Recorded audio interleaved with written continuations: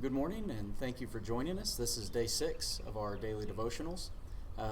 If you're enjoying these, I encourage you to subscribe to our channel as well as click that bell icon in order to get notified whenever we post new content and lessons.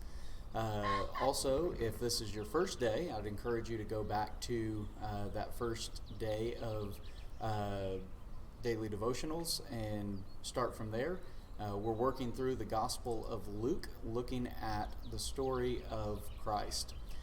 We finished on day 5 reviewing the first chapter of Luke, and today we're going to dig into Luke chapter 2. So go ahead and grab your Bible, grab your journal, pen, something to write with, and let's dig into the text together this morning.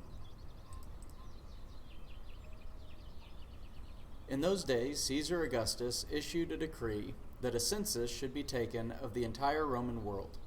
This was the first census that took place while Quirinius was governor of Syria, and everyone went to his own town to register. So Joseph also went up from the town of Nazareth in Galilee to Judea, to Bethlehem, the town of David, because he belonged to the house and the line of David.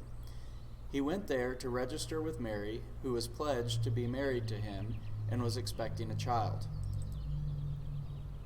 While they were there, the time came for the baby to be born, and she gave birth to her firstborn son. She wrapped him in cloths and placed him in a manger, because there was no room for them in the inn. So our first question this morning, as we begin to dig into and look through the second chapter of Luke, is this. Why do you think Luke mentions the census as a reference point for Jesus' birth? What do you think is the significance of this marker on the timeline as he is writing about the birth of Jesus?